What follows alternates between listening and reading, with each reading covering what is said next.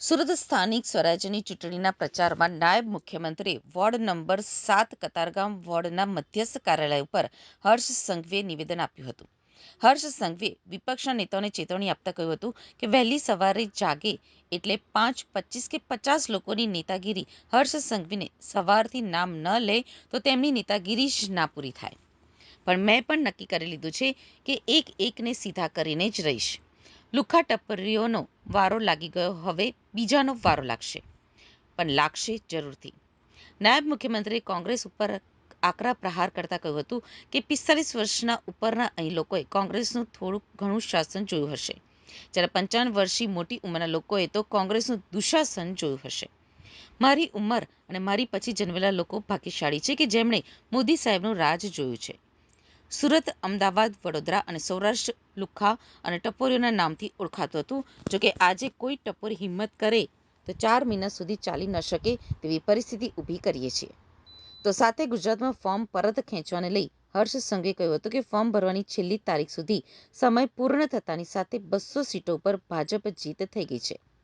જેણે ફોર્મ ભર્યા, પ્રચારમાં નીકળ્યા અને લોકોનો આવકાર ન મળ્યો, ગામડાઓમાં નો એન્ટ્રી થઈ એટલે બીજા 520 ખરી પડ્યા છે અને ગઈકાલ સાંજ સુધીમાં ભાજપને 720 સીટ ઉપર વિજય હાંસલ થયો છે. મારે તમને કહેવાની કોઈ જરૂર નથી. એક સમય એવો હતો, આપણું આજ સુરત, આજ અમદાવાદ, આજ વડોદરા, આજ સૌરાષ્ટ્ર લુખ્ખા અને ટપોરીઓના નામથી ઓળખાતું હતું. આજે સુરત શહેરમાં કોઈ ટપોરી હિંમત કરે 4 મહિના સુધી ચાલી ના શકે ને એવી પરિસ્થિતિ ઊભી કરીએ છે. અને એના દ્રશ્ય તમે સૌએ જોયેલા છે કે નથી જોયા?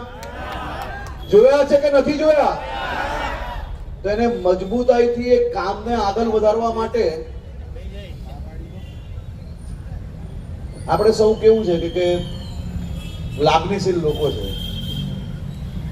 જરાક કોઈ કઈ બી સમજાઈ લે, જરાક કોઈક નાની મોટી વાતો સમજાઈ લઈએ એટલે આપણે ભોલમાનશાહીની અંદર ક્યાંક ને ક્યાંક વાતોમાં આવી જઈએ.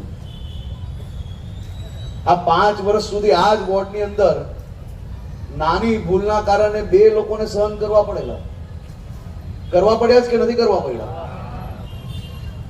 પણ આ વખતે તો ગુજરાતમાં બધાએ ભેગા થઈને એવો હિસાબ કર્યો છે, ફોર્મ ભરવાની છેલ્લી તારીખ સુધી સમય પૂર્ણ થતાની સાથે તમારા સૌ લોકોની 200 સીટો પર જીત થઈ ગઈ. અને જેને જેને ભર્યા, પ્રચારમાં નીકળ્યા, લોકોનો આવકાર ના મળ્યો, અનેક ગામડાઓની અંદર નો એન્ટ્રી થઈ તો બીજા 520 ખર્યા. કાલ સાંજ સુધી ભારતીય જનતા પાર્ટીની 720 સીટો પર વિજય થઈ છે. આ વિજય ભારતીય જનતા પાર્ટીની નથી, આ વિજય ગુજરાતના પ્રત્યેક નાગરિકોની છે. કદાચ રાજનીતિમાં ટીકા ટિપ્પણીઓ થતી હશે અને હું તો એનો સૌથી મોટો સાક્ષી છું, કારણ કે વહેલી સવારે જાગે એટલે 5, 25, 50, 100 લોકોની નેતાગીરી તો હર્ષ સંઘવીને સવારથી 100 વાર નામ ના લે તો એની નેતાગીરી જ ના પૂરી થાય. પણ મેં નક્કી કરેલું કે એક એકને સીધા કરીને રહીશ.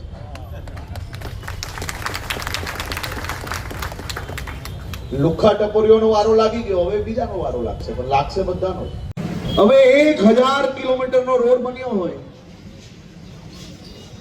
આમાંથી કેટલા લોકો એવા છે કે જેને પોતાનું ઘર પોતે બનાવ્યું છે? હાથ ઊંચા કરે ખાલી. બાકીના લોકો આજુબાજુ વાળા અંતર હોય, પોતે બનાવ્યું હોય, પોતે ખરીદ્યું હોય, એવા લોકો હાથ ઊંચા કરે. મારે આજે તમને સૌને સવાલ પૂછવો છે કે તમે ગમે તેટલા મોંઘું ઘર બનાવ્યું હોય, શું તમારા ઘરમાં કોઈ દિવસ નળ નથી બગડ્યો? જરાક જોરથી બોલો બધા. શું તમારા ઘરની અંદર કોઈ દિવસ ટ્યુબલાઇટ કે બલ્બ નથી બદલાવવો પડ્યો? શું ભારે વરસાદ આવે તો તમારી અગાસીઓ ઉપર કોઈક વાર જામ થઈને પાણી નથી ભરાયું? શું તમારા ઘરનો કલર 2, 5, 7 વર્ષે નથી ઉતર્યો? તો તમે શું કરો છો? શું કરો છો? એટલે ભાઈ કામ કરો ત્યાં રિપેરિંગ તો આવવાનું જ છે. તો આ સુરત મહાનગરપાલિકાનું કામ ખૂણે ખૂણે થતું હોય તો શું નાની મોટી તકલીફ કોઈ દિવસ ના પડે ભાઈ? પડે કે ના પડે? જેને સમજ પડતી હોય એ મારી જોડે હાથ ઊંચો કરીને કે પડે કે ના પડે? હવે રોડ પર ક્યાંક નાનો ખાડો પડ્યો હોય અને ખાડો ના પૂરીએ ને તો આપણી ભૂલ કહેવાય.